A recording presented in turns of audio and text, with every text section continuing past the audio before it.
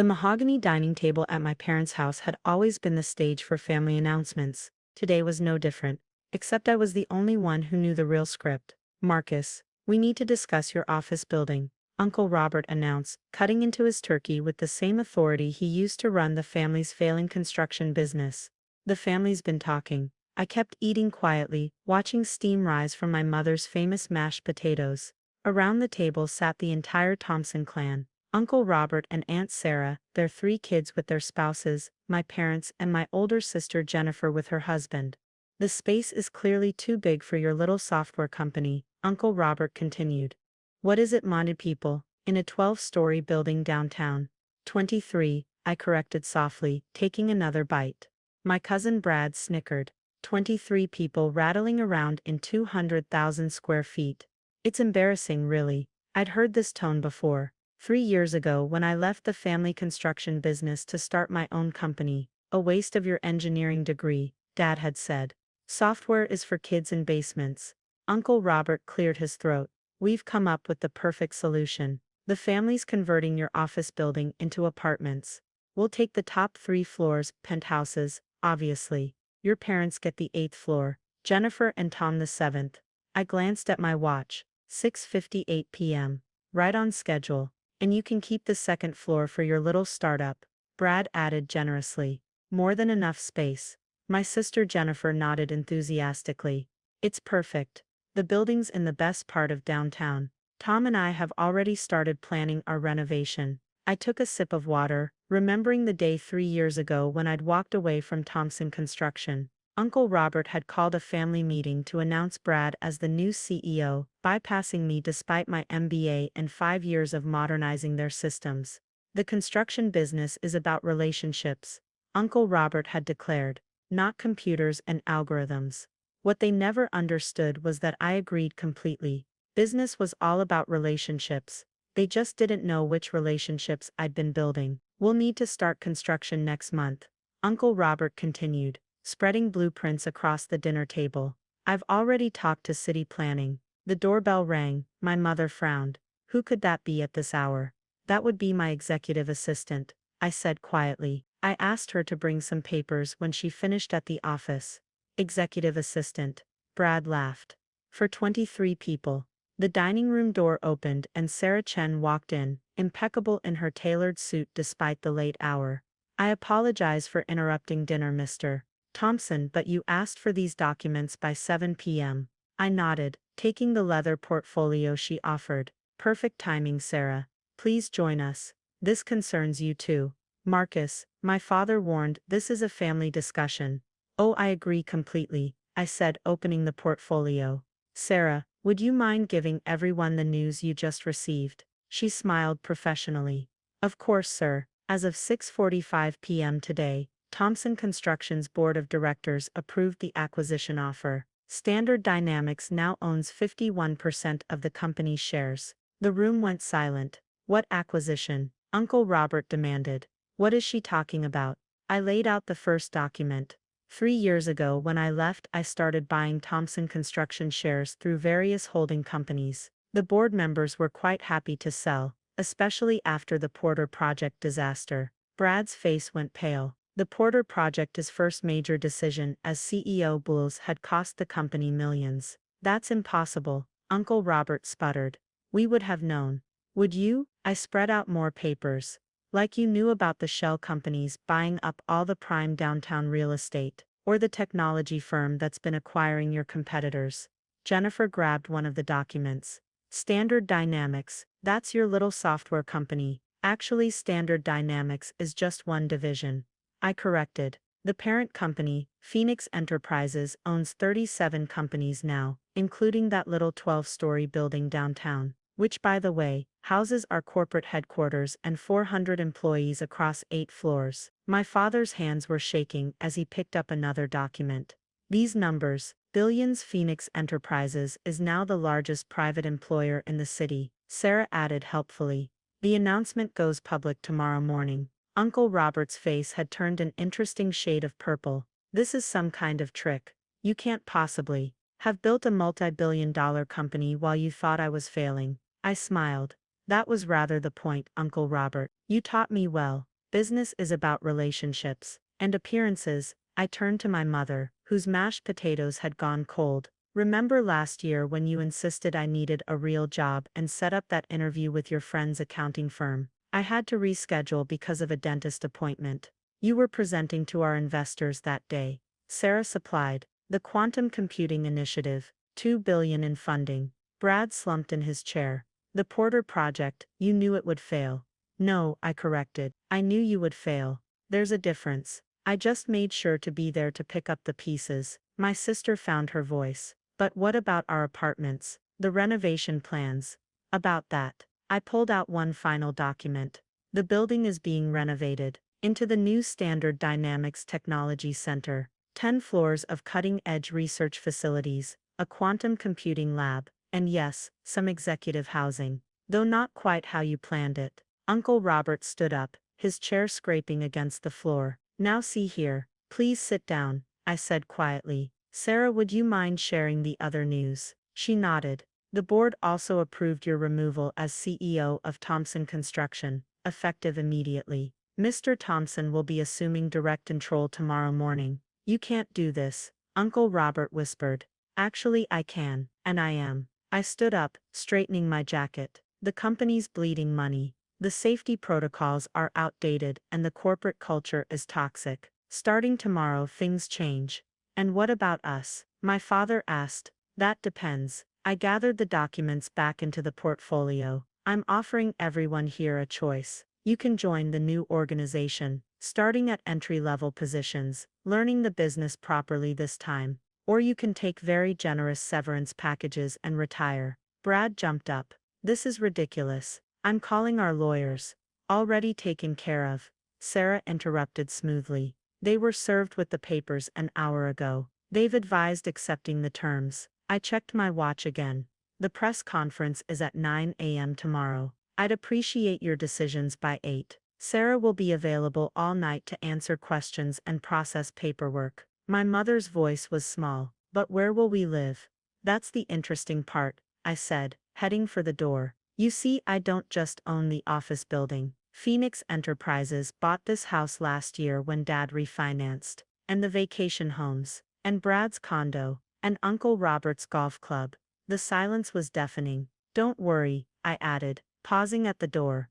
I'm not like you. No one's being thrown out or forced to move. But starting tomorrow, things will be different. Very different. I turned to Sarah. Please make sure everyone gets copies of the relevant documents, and have legal standing by. Of course, sir. She began distributing folders with practiced efficiency. Marcus, wait. My sister called. Where are you going? I smiled. To my office. The real one on the top floor of that building downtown. I have a company to run. As I walked out, I heard Brad's whispered question. How did we not know? Sarah's answer was professional, but carried just a hint of satisfaction. You never asked. You were too busy looking down to notice he'd climbed above you. The night air was crisp as I walked to my car. Nothing flashy, just a reliable sedan. Appearances, after all, were everything. My phone buzzed with messages from board members, executives, and project leads across the globe.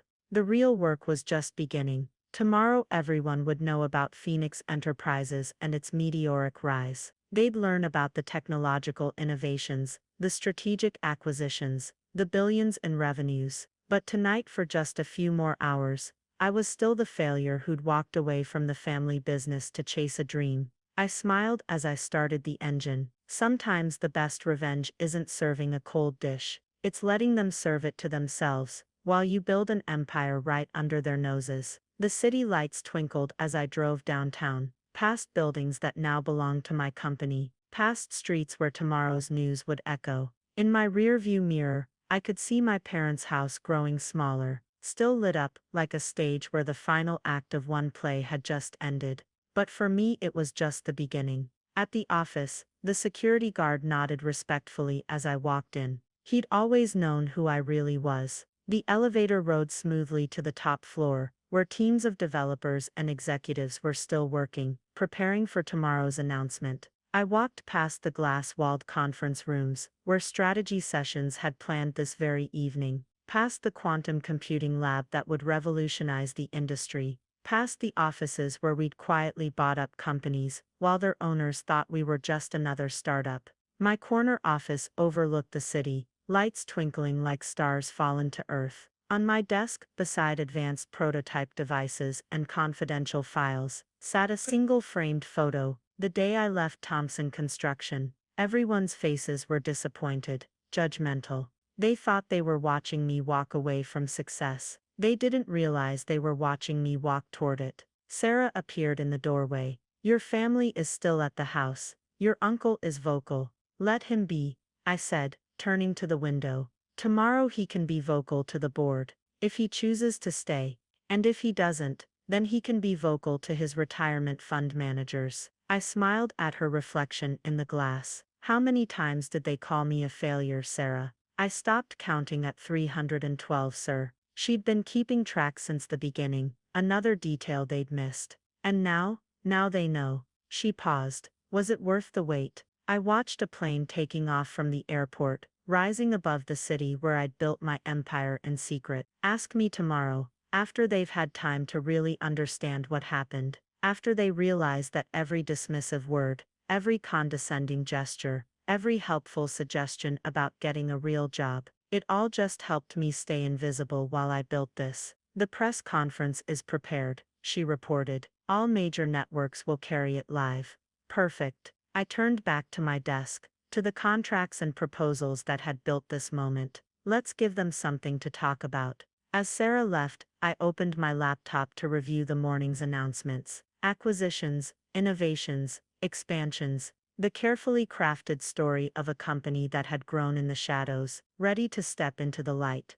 Tomorrow everyone would know the truth. But tonight, in these last few hours of being the family failure, I savored the sweetness of knowing that success isn't always visible, that power doesn't always roar, and that sometimes the best way to build an empire is to let everyone think you're building nothing at all. The city lights twinkled, and somewhere across town, my family was finally learning what I'd known all along. The biggest rooms in the world are the rooms for improvement, and I'd just built myself a skyscraper full of them. The morning sun painted the city skyline gold as I stood in my office, adjusting my tie for the press conference. Overnight my family's world had shattered, but mine was about to expand exponentially. Sir, Sarah entered with her tablet. We have updates. Go ahead. Your uncle has been in meetings with his lawyers since 5 a.m. They've advised him again to accept the terms. Brad's been calling our competitors trying to find a position, but word of the acquisition has already spread through back channels.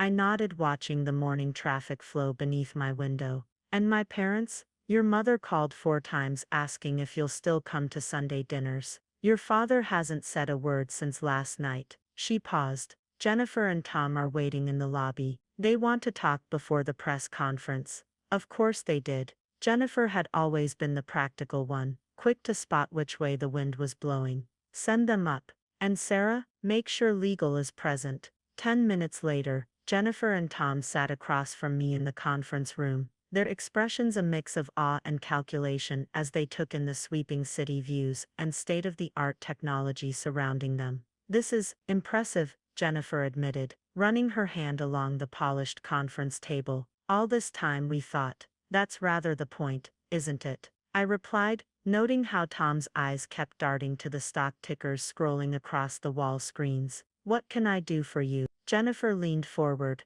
We want in Marcus, not entry-level positions like you offered last night. Real positions. We're family. Family, I repeated softly, like when you told the board I was too inexperienced to handle the Miller contract, or when Tom here spread rumors about my mental stability after I left. Tom shifted uncomfortably. That was business, nothing personal. Exactly. I smiled. This is business too. Nothing personal. Sarah placed 2 folders on the table. Your options as discussed last night. Entry-level positions with standard advancement tracks, or retirement packages. Both are extremely generous. Jennifer's face flushed. This is ridiculous. I have an MBA from a mid-tier school where dad's donations got you in. I finished. I have the receipts, by the way. Interesting reading. Marcus, please. She tried a different tack. We're your family. We can help you run this empire you've built. I stood up, buttoning my jacket. That's where you're wrong, Jennifer. I didn't build an empire. I built a meritocracy. Every person in this building earned their position. Even the janitors have stock options and advancement opportunities. But, in fact, I continued, checking my watch in the time we've been talking, our junior developers have pushed 3 updates that will generate more revenue than Thompson Construction made last year. That's what happens when you value talent over titles. Tom's face darkened. You arrogant little. Choose your next words carefully, Sarah interrupted smoothly. They may affect which option you're offered. The intercom buzzed. Mr. Thompson. The press is assembled in the auditorium. Thank you. I headed for the door. You have until noon to decide. Sarah will handle the paperwork. Marcus, Jennifer called out. What about mom and dad? I paused. They have the same choices you do. Earn their place or take the retirement. The only difference is, they get to keep the house. Consider it a son's indulgence. The elevator ride to the auditorium level was silent, my mind already shifting to the announcements ahead. Phoenix Enterprises wasn't just revealing its existence today. We were launching 5 new technologies that would reshape entire industries. Behind the stage, my core team waited. Unlike my family, these people had earned their positions through talent and dedication. They knew the real me, had helped build this success from the ground up. Ready, boss? Mike, my chief technology officer, asked. He'd been the first person I'd hired, back when we really were just 23 people in a too-big building. Born ready. I straightened my tie one last time. How's the quantum processor demo looking? Perfect. When they see what it can do, he grinned. The tech world's going to lose its mind. The auditorium was packed. Journalists, industry analysts, and yes, my entire family, seated in the back row looking shell-shocked. Uncle Robert's face was still purple, but now there was fear mixed with the anger. As I stepped to the podium, cameras flashed. The world was about to change, and I was holding the lever. Good morning, I began. My name is Marcus Thompson, and for the past 3 years, I've been the CEO of Phoenix Enterprises. The presentation went exactly as planned. Each revelation hit like a thunderbolt. The acquisitions, the technological breakthroughs, the global reach of a company no one had noticed growing in their midst. When Mike demonstrated the quantum processor, actually making it float using controlled magnetic fields, the audience gasped. This isn't just about technology, I concluded. It's about vision, about seeing possibilities where others see limitations, about building something that matters. The Q&A session was intense. How had we stayed hidden? Where did the funding come from? What were our plans for Thompson Construction? I answered each question directly, watching my family's expressions change as the full scope of their new reality sank in. They weren't just losing control of their company, they were becoming footnotes in a much bigger story. After the press conference, as reporters filed out still buzzing with excitement, Brad approached me. His usual swagger was gone. You could have told us, he said quietly. Would you have listened? I asked. Or would you have tried to take control, like you're thinking about doing right now? He flinched. I wasn't your phone calls this morning. To our competitors. They all work for me now, Brad. Every single one. That's what real business relationships look like. So that's it? You destroy the family business just to prove a point. I laughed. Destroy it? I'm saving it. Thompson Construction was 3 months from bankruptcy before I stepped in. Your Porter project didn't just fail. It was going to take the whole company down. The color drained from his face. How did you know? Because I read the contracts, did the math, checked the foundations, all the things you were too busy playing CEO to do yourself. Sarah appeared at my elbow. Sir, the board is waiting for the video conference, and your uncle is trying to access his old office. Lock him out, I said, gently. And Brad? Noon deadline still stands. Choose wisely. The next few hours were a blur of meetings, decisions, and watching our stock price soar as the market digested the Phoenix Enterprises revelation. By noon we'd added $3 billion to our market cap. Sarah brought lunch to my office. Still just a simple sandwich, same as when we'd started. Some habits don't change, even when everything else does. Final count. I asked. Jennifer and Tom took the entry-level positions in marketing. Brad chose the retirement package. He's already headed to the Bahamas. Your parents, she hesitated. Go on. They're still deciding. But your mother left this. She handed me a note. In my mother's elegant handwriting. We didn't see you. All this time we didn't see you. I'm sorry. I folded the note carefully. And Uncle Robert, still threatening legal action. His lawyers have officially dropped him as a client. Have security escort him out if necessary. Politely. Yes, sir. She paused at the door. Was it worth it? All the hiding, the pretending. I looked out at my city. Because it was mine now. In all the ways that mattered. Every building, every business deal, every subtle move that had brought me to this moment. Ask me in a year, I said. When they've all figured out that this isn't the end of the story. It's just the beginning. Sarah smiled. Shall I start the contingency plans for phase 2? Please do. I turned back to my desk, to the future we were building. After all, the best revenge isn't just success. It's sustained success, she finished, already typing on her tablet. As the afternoon sun painted shadows across my office, I thought about family, about power, about the quiet satisfaction of proving everyone wrong. But mostly, I thought about tomorrow, and all the tomorrows after that. Because the thing about building an empire in secret, is that once it's revealed, you have to keep building. Bigger, better, higher, and I was just getting started. 1 month after the press conference, I sat in my office reviewing the changes across our companies. The Thompson Construction rebranding was complete, its aging logo replaced with sleek modern design. But more importantly, its culture was transforming. Sir, Sarah entered with her morning report. The quarterly numbers are in. Let's hear it. Thompson Construction's efficiency is up 40% since the restructuring. The new safety protocols have eliminated all major incidents, and employee satisfaction has increased dramatically. She paused. Your sister Jennifer has actually been performing well in marketing. I raised an eyebrow.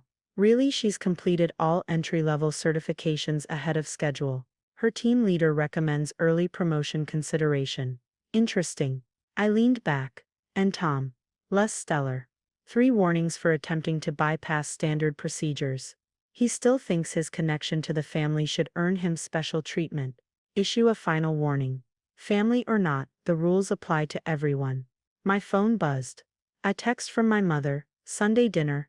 Please. For 4 weeks I'd declined these invitations, focusing instead on consolidating Phoenix Enterprises' position. The market had responded enthusiastically to our emergence, with our stock price continuing to climb. But family was complicated. Your parents have both enrolled in the corporate training program, Sarah noted, seeing the message. Your father's actually doing quite well in the project management course. I smiled slightly. Dad always was good at details when he actually paid attention. Unlike Uncle Robert, there was a hint of amusement in her voice. Ah yes, Uncle Robert. After his lawyers abandoned him, he tried going to the press with claims of family betrayal. It backfired spectacularly when journalists uncovered his history of questionable business practices, all documented in files we'd quietly made available. Any word from him since he left for his extended vacation? Sarah checked her tablet. Last seen in Monaco, attempting to convince investors to back a new venture. They declined after receiving our standard information packet.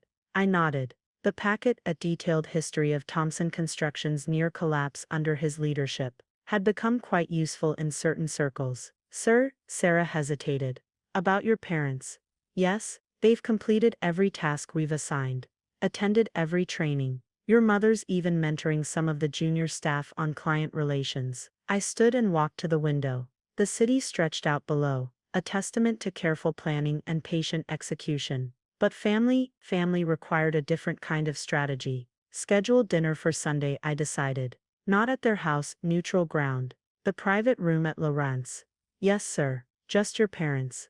For now. Let's see how this goes before we expand the guest list. The rest of the week passed in a blur of acquisitions and innovations. Our quantum computing division had broken 3 more barriers, and our renewable energy projects were revolutionizing power distribution across 3 continents. Sunday evening arrived clear and cool. I arrived at Laurent's, early inspecting the private dining room setup. Everything perfect as always. My parents arrived exactly on time, a new habit they'd learned from corporate training. Mom looked nervous, Dad determined. Mom stepped forward, then stopped, unsure of the protocol. Mom, I kissed her cheek, feeling her relax slightly. Dad, thank you for coming. Son, Dad's voice was gruff. Place looks good. We sat down, the initial awkwardness slowly dissolving as wine was poured and appetizers served. Your training reports are impressive, I said finally. Mom brightened.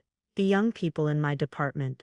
They're so bright, so eager to learn. It reminds me of you at that age, always asking questions. Questions you didn't want to answer, I reminded her gently. We were wrong, Dad said abruptly. About everything. The way we treated you, the things we said. The way we didn't see what you were building. Mom added. Even when it was right in front of us. I studied them both. The past month had changed them. Humbled them, yes, but also awakened something. In the corporate training reports, I'd seen glimpses of the parents I'd always wanted, engaged, curious, willing to learn. The company's training program has a next level, I said carefully. More advanced, more demanding. We'd like to try, Dad said. If you'll let us. It's not about letting you, Dad. It's about earning it, like everyone else does. We understand that now, Mom said. Really understand it. I took a sip of wine, considering. There's a new project starting, sustainable housing development. Combines Thompson Construction's expertise with Phoenix Enterprises technology. It needs experienced managers who understand both old and new methods. Dad sat up straighter. We'd need to learn the new systems completely. Everything, I confirmed. No shortcuts, no special treatment. Think you can handle that? They exchanged looks, not of entitlement now, but of determination. Yes, they said together. Good. I signaled for dessert, because the project starts next week, and the training begins at 7 a.m. sharp. As we finished dinner, Mom hesitated. And Jennifer, Tom? Jennifer's earning her place, I said. Tom, we'll see. Brad's apparently enjoying his retirement in the Bahamas. And Uncle Robert, I shrugged. Some people can't adapt to change. We're trying, Dad said quietly. To adapt, to understand. I know. I signed the bill, that's why we're having dinner. Outside the restaurant, Mom hugged me impulsively. We're proud of you, Marcus. Not because of the money or the success, but because of how you did it. How you built something real. Even if we didn't see it happening, Dad added. I watched them drive away, thinking about family and forgiveness, about power and its proper use. Some bridges couldn't be rebuilt. Uncle Robert had burned his thoroughly. Others, like Brad, had chosen a different path entirely. But some bridges, perhaps, could be reconstructed. Stronger this time, with better foundation. Back in my office, the city lights twinkled below. Sarah appeared with the evening reports. The dinner went well. Better than expected. I turned from the window. Start the paperwork for their advanced training. And Sarah, monitor closely. The moment they try to leverage family connections, they'll be removed from the program, she finished. Like anyone else would be. Exactly. I sat down at my desk. Now, about phase 2 of our expansion. Because that was the thing about power. Real power. It wasn't just about winning or proving points. It was about building something lasting. Something that could lift others up, if they were willing to do the work. Even family. Especially family. 6 months after the revelation that shook my family, I stood on the stage at Phoenix Enterprises' first public shareholders meeting. The auditorium was packed with investors, media and yes, family, though in very different positions than they'd once imagined. Our first year as a public entity has exceeded all projections,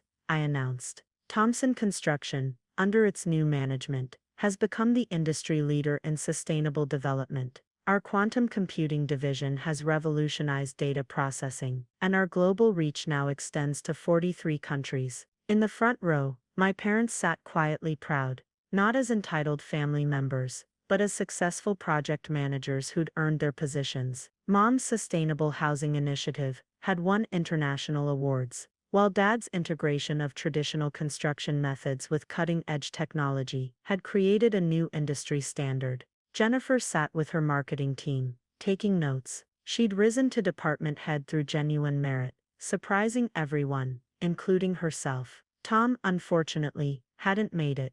His third attempt to bypass procedures had resulted in his resignation. Last I heard, he was working for a small contractor in another state. But success isn't just about numbers, I continued.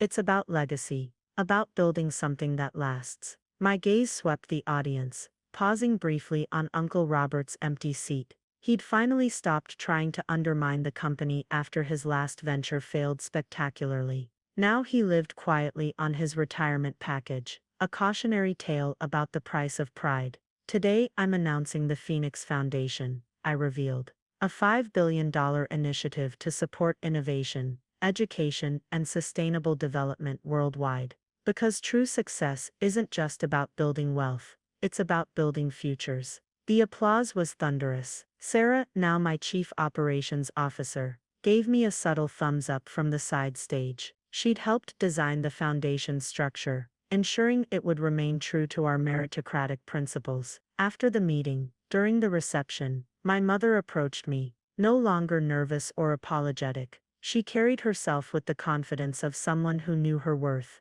The foundation, she said. It's what you were planning all along, isn't it? I smiled. Part of it. There's always a bigger picture, Mom. You taught me that, though perhaps not in the way you intended. And now, she asked, what's the bigger picture now? I looked around the room, at Jennifer discussing marketing strategies with international clients, at Dad explaining our new construction techniques to impressed investors, at the teams of brilliant people who'd helped build this empire. Now, I said. Now we build something even bigger, something that lasts beyond us. Brad had sent a congratulatory email from his beach house in the Bahamas. He'd found peace in his retirement, finally accepting that leadership wasn't his strength. Sometimes walking away was its own kind of wisdom. Sarah approached with her tablet. The Asian markets are opening soon, and the quantum announcement is ready. I nodded. Time to get back to work. My mother touched my arm. Sunday dinner tomorrow. Wouldn't miss it, I smiled. But remember, no business talk at the table, she finished. Some traditions are worth keeping. As the reception wound down, I returned to my office. The city lights still twinkled below, but now they reflected the logos of Phoenix Enterprises on buildings across the skyline, not as symbols of dominance, but as beacons of innovation and opportunity. Sarah followed with the evening reports. Everything's proceeding as planned. The foundation's first projects are ready to launch, and the new quantum processors are testing beyond expectations. Perfect. I turned from the window. And the family, all remaining members are performing within or above standard metrics. No special treatment requested or given. Good. I sat down at my desk. Then let's talk about tomorrow. Because that was the final lesson, the one my family had finally learned. Success wasn't about who you were born to be, but who you chose to become. It wasn't about taking what you thought you deserved, but building what you were willing to work for. And sometimes the best revenge wasn't revenge at all. It was showing everyone who doubted you that you could build something greater than they ever imagined, and then inviting them to help make it even better, if they were willing to earn their place. The city hummed with energy below, each light a possibility, each shadow a challenge to overcome. Tomorrow would bring new opportunities, new challenges, new chances to build something extraordinary. And this time, everyone knew exactly who was building it. The end.